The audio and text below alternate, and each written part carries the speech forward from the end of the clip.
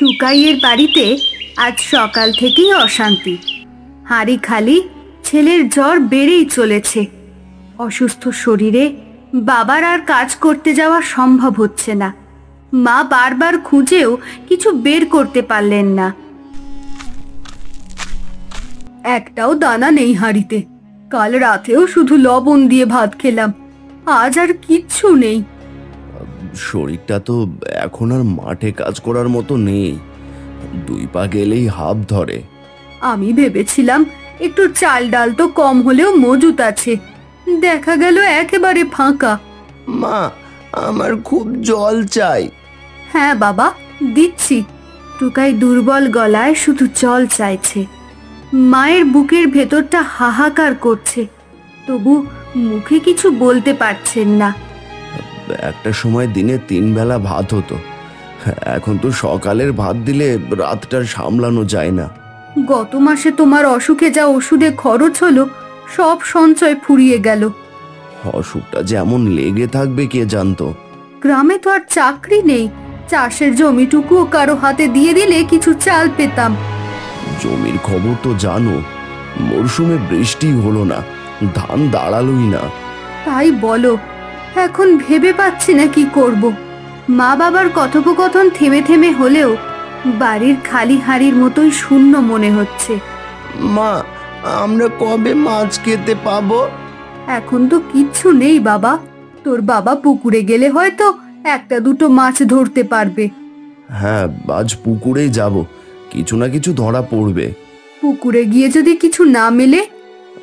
অন্তত চেষ্টা তো করব, বাড়িতে বসে থাকলে তো কিছুই হবে না। বাবার গলায় দৃঢ়তা থাকলেও শরীরটা তাকে মানতে দিচ্ছে না। হাঁটা চলাতেই কষ্ট হচ্ছে, তবু ছেলে মেয়ের মুখের কথা ভেবে তিনি সিদ্ধান্ত নিলেন পুকুরে যাবেন। কাল রাতে তো শুধু মুড়ি দিয়ে সামলালাম, আজ যদি কিছু না হয় তাহলে কি খাবে সবাই? এক সময় আমাদের ঘরে চাল ডাল মজুদ থাকতো, এখন ধার না করলে একটাও দানা জোটে না। ধার করতে করতে তো আর কত। গ্রামের হরিদাস মহাজনও বলছে আর বেশি ধার দেওয়া সম্ভব নয়। জানি, তবু কি আর উপায় আছে। কথায় কথায় অভাবের গল্প যেন ঘরের প্রতিটি কোণে প্রতিধ্বনিত হচ্ছে। মা হাড়ির ভেতর আবার চোখ বোলালেন, কিন্তু কিছুই নেই। টুকাইয়ের জ্বরটা ভেবে বুক ফেটে যাচ্ছে। গরমে এমন অবস্থায় শুধু জল খেয়ে থাকে, তবু মুখে কোনো অভিযোগ নেই। ছেলেটা ছোট, তবু সহ্য করছে। মা, একটু গরম ভাত আর আলু ভাজা খেতে ইচ্ছে করছে। হবে রে বাবা, হবে। তোকে না খাইয়ে আমি কি থাকতে পারি? শুধু একটু সময় লাগবে। মায়ের গলায় সান্ত্বনা, কিন্তু মনে মনে তিনি জানেন হাতে কিছু নেই। বাবা তাকিয়ে আছেন ছেলের দিকে, মনে মনে ভাবছেন পুকুর থেকে কিছু না কিছু জোগাড় করতেই হবে। শরীরটা যতই খারাপ হোক, আজ আর বসে থাকা যাবে না। পুকুরে গিয়েই দেখতে হবে কিছু ধরা পড়ে কিনা। একা গেলে সামলাতে পারবে তো? চেষ্টা করব, না গেলে তো সবাই না খেয়ে থাকবে। আমি তো চাই না তুমি শরীরের উপর অত চাপ দাও, তবু জানি অন্য কোনো রাস্তা নেই। দারিদ্র্যের সংসারে প্রতিদিনই যেন একই গল্প ফিরে আসে। খালি হাঁড়ি, অসুস্থ শরীর আর বাচ্চার অসহায় চাহনি। তবু তারা বাঁচার জন্য চেষ্টা ছাড়ে না। আর যদি একটু কিছু মেলে, অন্তত ছেলেটাকে একটু ভাত দিতে পারবো। হ্যাঁ, তুই চিন্তা করিস না, আল্লাহ ভরসা, কিছু না কিছু হবেই। বাবা, তুমি গেলে ফিরেই কি মাছ আনবে? হ্যাঁ রে, যদি পুকুরে ভাগ্য খোলে। ভাগ্য না খুললেও তো খালি হাতে ফিরতে হবে। অন্তত চেষ্টা তো হবে। কথার মাঝেই টুকাই আবার কাশতে শুরু করলো। মা ছুটে গেল তার কাছে। বাবা চুপচাপ তাকিয়ে রইলেন। বাড়ির ভেতর নীরবতা, শুধু শোনা যাচ্ছে ছেলের দুর্বল কাশির শব্দ। জল শেষ হয়ে এসেছে, আর যদি খাবার জোটে তবে জলও সেদ্ধ করে দিতে হবে। দেখ, আমি কিছু না কিছু জোগাড় না করা পর্যন্ত তুমি টুকাইকে শক্ত করে সামলাও। সামলাবো, তবে ঈশ্বর যেন একটু দয়া করেন।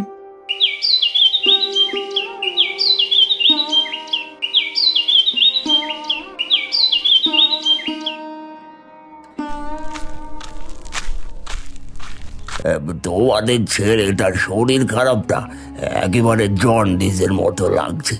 এই গ্রামে ডাক্তার নেই, বাইরে বড় গ্রামে নিয়ে যেতে হবে। বড় গ্রামে গেলে তো অনেক খরচ পড়বে, আমাদের তো সেই সামর্থ্য নেই। খরচ না করলে হবে না, ডাক্তারি চিকিৎসা দরকার, না হলে অবস্থা আরো খারাপ হবে। কত টাকার দরকার হবে বলুন তো? অন্তত কয়েকশো টাকা তো লাগবেই। ওষুধ কিনতে হবে, পথ খরচও তো আছে। কয়েকশো টাকা কোথায় পাবো আমরা? হাঁড়িতে তো ভাতের চাল নেই। যদি গরুটা বেচে দিই তবে হয়তো টাকা জোগাড় হবে। গরু বেচে দিলে আমরা আবার চাষ করব কি দিয়ে? জমিতে কাজ হবে কিভাবে? তবু ছেলের চিকিৎসা আগে, সে না বাঁচলে জমির কি হবে?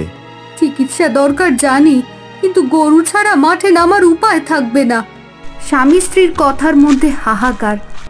একদিকে ছেলের চিকিৎসার চিন্তা, অন্যদিকে সংসারের রুটি রুচি। একটা রাস্তা আছে, হরিদাস মহাজনের কাছে গিয়ে ধার চাই, অন্তত এখনই টাকা মিলে যাবে। জানোই তো হরিদাস কেমন লোক, ওর কাছ থেকে ধার নিলে সুদ বেড়ে যাবে। সুদের কথা পরে দেখা যাবে, এখন তো টুকাইকে বাঁচাতে হবে। হ্যাঁ, ছেলেকে আগে। চলো তাহলে হরিদাসের বাড়ি যাই। ওয়ে, কি জন্য এসেছো? তোমাদের মুখে তো চিন্তার ছাপ স্পষ্ট। আমার ছেলে টুকাই অসুস্থ, ডাক্তার দেখাতে টাকা দরকার। ভাবলাম আপনার কাছ থেকে টাকা ধার নেব। টাকা ধার চাওয়া তো সহজ, শোধ করা কি সহজ? অসুখের সময়ে আপনার সাহায্য ছাড়া আর উপায় নেই, আমরা ঠিক শোধ করব। কত লাগবে? কয়েকশো টাকা হলেই হবে। কয়েকশো টাকা বলছো? জানো তো সুদে আসল ডুবে যায়। তবু আমি দেব, তবে শর্ত আছে। কি শর্ত? মাসখানেকের মধ্যে শোধ না করলে তোমাদের ঘর বাড়ি আমার হবে। ঘর বাড়ি তো একমাত্র সম্বল, এত তাড়াতাড়ি শোধ করা কি সম্ভব হবে? সেটা আমার মাথা ব্যথা নয়, ধার চাইলে শর্ত মানতে হবে। আমরা চেষ্টা করব শোধ করতে, দয়া করে এখনই টাকা দিন। ঠিক আছে, আমি টাকা দিচ্ছি, তবে মনে রেখো সময় পার হলে আমার লোকজন এসে তালা ঝুলিয়ে দেবে। দেব, শোধ দেব, যেমন করেই হোক জোগাড় করব। মনে রেখো আমি এক কথার মানুষ, একবার যা বলি তার বদলায় না। অসহায় বাবা মা জানেন এ ধার তাদের জন্য বিপদ ডেকে আনছে, তবু টুকাইয়ের অসুখের সামনে অন্য কোনো রাস্তা নেই। তারা হাতে টাকা নিলেন আর মনে মনে প্রতিজ্ঞা করলেন, যেভাবেই হোক সময় মতো ফেরত দেবেন। এখন শুধু চাই টুকাই সুস্থ হোক। হ্যাঁ, ঘর থাক বা না থাক, ছেলেকে বাঁচাতেই হবে। দুস্থ পরিবারের কাহিনী এখানেই থামে না, বরং শুরু হয় আরো বড় লড়াই। আজ আমাদের মাথার উপর ছাদটুকুও নেই। সারা জীবন ধরে ঘরটা গড়েছিলাম, একদিনেই সব গেল। কপাল দেখো, মাঠে ফসল নেই, গরুও নেই, ঘরটাও হাতছাড়া হলো। মহাজনকে শোধ দিতে পারলাম না, ঘরটাও চলে গেল। মা, আমি ভয় পাচ্ছি।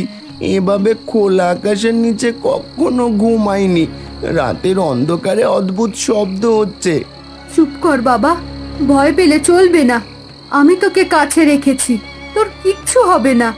ঠিকই বলছো, ভয় পেলে তো কাজ হবে না। কাল সকাল হলে কিছু একটা ব্যবস্থা করব। এখন যেভাবে হোক রাতটা পার করতে হবে। বাবা, যদি আবার মহাজনের লোক আসে? তারা কেন আসবে এখানে? ঘরটা নিয়ে গেছে, এখন তো আমাদের দিকে কেউ ফিরেও তাকাবে না। এক সময় মানুষকে কতবার সাহায্য করেছি, আর আজ আমরা এমন অসহায়, কেউ একবার খোঁজও নিল না। মানুষ সময় দেখে চলে, কষ্টে পড়লে কেউ পাশে দাঁড়ায় না। মা, আমার আবার জ্বর আসছে মনে হচ্ছে, শরীর গরম হয়ে উঠেছে। তোকে নিয়ে বড় চিন্তায় আছি, ডাক্তার দেখাতে না পারলে কি যে হবে জানি না। কাল আবার বড় গ্রামে চেষ্টা করব, হয়তো কেউ কাজ দেবে, কিছু পয়সা রোজগার করতে পারবো। আরে ওরে, কিসের ভয় করছিস? ভয় পাস না, আমি তো বন্ধু। কে কে কথা বলছে? কোথা থেকে এই গলা এলো? মা, আমি আবার ভয় পাচ্ছি। ভয় পাস না রে টুকাই, আমি তোমার কোনো ক্ষতি করব না।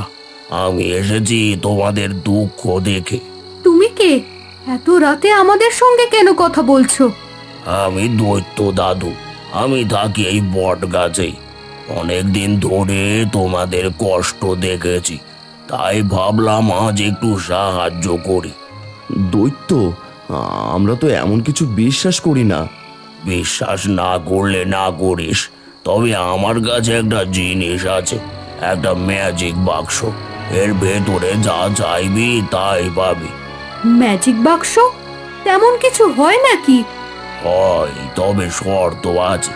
বাক্সটা শুধু তোমাদের জন্য, অন্য কাউকে বললে চলবে না। দাদু, তাহলে কি আমি এখনই এক গ্লাস দুধ চাইতে পারি? পারিস, তবে মনে রাখিস, যা চাইবি সেটা মন থেকে চাইতে হবে। যদি সত্যি হয় তাহলে আমাদের অনেক উপকার হবে। তবু একটু ভয় করছে, এমন কিছু আগে কখনো শুনিনি। ভয় পাস না, আমি কোনো খারাপের জন্য আসিনি। আমি তোকে একটাই কথা মনে করিয়ে দিই, লোভ করিস না। যতটুকু দরকার সেইটুকুই পাবি, আর তাতেই তোর সংসার চলবে। তাহলে এই বাক্স দিয়ে আমরা টুকাইকে ডাক্তারও দেখাতে পারবো? তবে সরাসরি ডাক্তার চাইবি না, টাকা চাইবি, খাবার চাইবি, সেই দিয়ে নিজেরাই ব্যবস্থা করবি। দাদু, তুমি কি আমাদের ঘরটাও ফিরিয়ে দিতে পারবে? সব কিছু সময়ে হবে, আগে শরীরটা ভালো হোক, তারপর বাকিটা দেখা যাবে। তোমার উপর ভরসা রাখলাম, তবে কাউকে বলবো না, এটা প্রতিজ্ঞা করছি। এই বাক্সটা নাও, কাল সকালে যখন উঠবে তখন দেখবে তোমাদের প্রথম ইচ্ছেটা পূরণ হয়ে গেছে। দাদু, আমরা তোমাকে কিভাবে ধন্যবাদ দেব? ধন্যবাদ দেবার দরকার নেই, শুধু মনে রেখো সততা নিয়ে বাঁচবে আর কারো কোনো ক্ষতি করবে না, তাহলেই বাক্সটা সব সময় তোমাদের পাশে থাকবে। দাদু, তুমি কি আবার আসবে আমাদের সঙ্গে গল্প করতে? নিশ্চয়, তবে আমি তখনই আসবো যখন তোদের সত্যি প্রয়োজন হবে। আজ রাতে নিশ্চিন্তে ঘুমো। আজ হয়তো প্রথমবার মনে হচ্ছে আমরা একা নই। দারিদ্র্যের অন্ধকারে ডুবে থাকা এই পরিবারটির জীবনে হঠাৎই যেন আশার আলো দেখা দিল। এক দৈত্য দাদুর আবির্ভাবে শুরু হলো নতুন এক অধ্যায়, যেখানে দুঃখের মাঝেও লুকিয়ে রইল ভরসার আলো।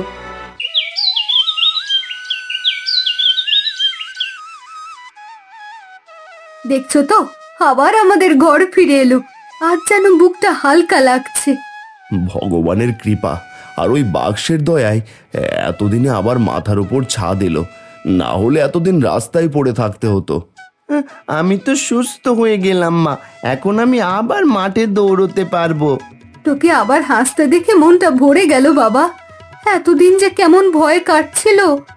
ধারটাও শোধ হয়ে গেছে, এখন অন্তত মহাজনের ভয় নেই। হ্যাঁ, হরিদাস তো আর কিছু বলতে পারবে না, আমরা আমাদের পাওনা মিটিয়ে দিয়েছি। তবে আমি একটা কথা ভেবেছি, বাক্স থেকে আমরা যতটা পাচ্ছি শুধু দরকার মতোই নেব, বেশি নিলে বিপদ ডেকে আনবো। আমিও তাই বলছিলাম, দেখো লোভ করলে সব শেষ হয়ে যাবে। আমি কি কালকে গুড় চাইতে পারবো? মুড়ি দিয়ে খাবো, অনেক দিন খাইনি। চাইবি, তবে একেবারে সামান্য, বেশি কিছু নয়। পরিবারের সকলের হাসি আর শান্ত কথোপকথনে সময় কেটে যায়। অন্যদিকে গ্রামের এক কোণে মহাজন হরিদাস নিজের আঙিনায় বসে আছে, পাশে তার এক বিশ্বস্ত লোক দাঁড়িয়ে। বলতো, এরা হঠাৎ এত টাকা পেলো কোথা থেকে? ঘর ভেঙে গেছে, গরু বেচে দিয়েছিল, মাঠে কিছু ছিল না, এখন দেখছি সব ফেরত পেলো। আমিও ভেবেছি, এক মাসের মধ্যে কেমন করে এত বদল হলো বুঝতে পারিনি। ওদের বাড়ির সামনে দিয়ে গিয়েছি কয়েকবার, ভেতরে সব সময় খাওয়া দাওয়ার গন্ধ আছে। আগে তো হাড়িতে একদানা চালও থাকতো না। তাহলে নিশ্চয়ই কিছু গোপন রহস্য আছে, খুঁজে বের করো, ওদের ভেতরের খবর চাই আমার। এই চেষ্টা করব মহাজন, কারো না কারো মুখ দিয়ে ঠিক বের করব। মহাজন, একটা কথা জানলাম, এদের কাছে নাকি এক অদ্ভুত বাক্স আছে, ওই বাক্সে সব লুকিয়ে আছে, যা চাইবে তাই নাকি বেরিয়ে আসে। তাই নাকি? তাহলে তো ব্যাপারটা আমারই হওয়া উচিত। ওই বাক্স থাকলে পুরো গ্রামকে আমার সামনে মাথা নোয়াতে হবে। কিভাবে নেবেন? রাতের অন্ধকারে ওদের ঘর থেকে নিয়ে আসবো। এরা তো গরিব, পাহারা দিতে জানে না। কিন্তু যদি ধরা পড়ি? ধরা পড়বো না, আমি জানি কিভাবে করতে হয়। তুই শুধু সঙ্গে থাকিস। বাক্সটা একবার আমার হাতে এলেই সব শেষ।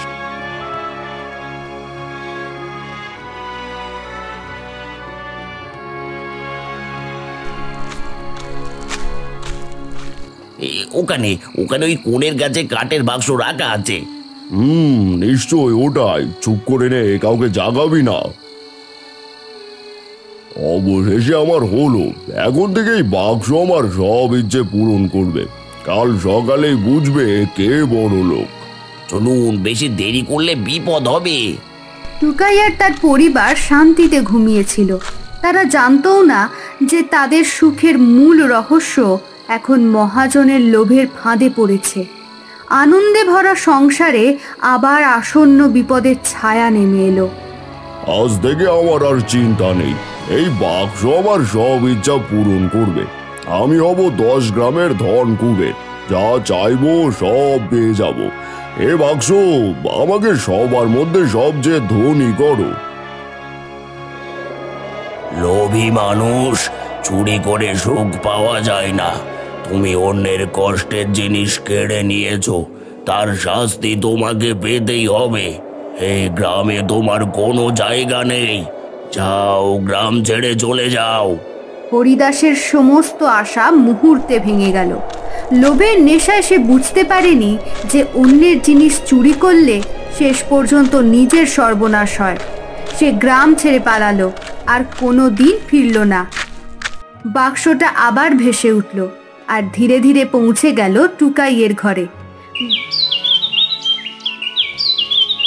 ভোরের আলোয় টুকাইয়ের মা হাঁড়ি বসাচ্ছিলেন। হঠাৎ দরজার কাছে বাক্সটা দেখতে পেয়ে অবাক হলেন।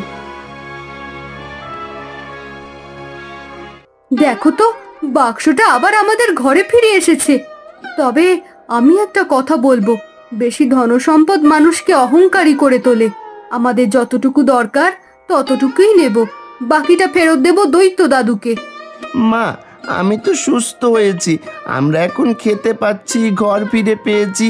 এর থেকে বড় সুখ আর কি হতে পারে? সত্যিই তাই। দেখো, আমাদের মতো গরিব মানুষ যদি সৎভাবে চলতে চায় তবে অল্পেতে সুখ খুঁজে পায়, বেশি চাইলে শেষে সর্বনাশই ডেকে আনে। হঠাৎ দরজার কাছে দৈত্য দাদু এসে দাঁড়ালেন। তার মুখে শান্ত হাসি। তোমরা সৎ মানুষ, তাই আমি খুশি। তোমরা দরকার মতোই ব্যবহার করেছো, কিন্তু বাক্সটা আমি এখন নিয়ে যাচ্ছি, কারণ এই শক্তি সবাইকে দেওয়া যায় না। মনে রেখো যে অল্পতে সন্তুষ্ট সেই সুখী। দাদু, আমরা তোমাকে ধন্যবাদ জানাই। তুমি না থাকলে আমরা হয়তো আজ রাস্তায় পড়ে থাকতাম। তুমি আমাদের আশীর্বাদ করো, আমাদের সংসার যেন সাদামাটা থাকলেও সুখে ভরে ওঠে। আমার আশীর্বাদ তোমাদের সঙ্গে আছে। তোমরা যেমন আছো তেমনই থেকো। মনে রেখো, লোভে পাপ, পাপে সর্বনাশ। টুকাই আর তার পরিবার আবার সাদামাটা জীবনে ফিরে গেল। তারা জানল, অল্পেই সুখ, অল্পেই শান্তি। লোভ মানুষের সর্বনাশ ডেকে আনে, আর সৎ মানুষ কখনো একা হয় না। ভাগ্য তাদের পাশে থাকে। ছোট সংসার হলেও মুখে হাসি, মনে শান্তি। আর গ্রামের মানুষও শিখল, যে সন্তুষ্ট থাকে তার ঘরেই সুখ টিকে থাকে।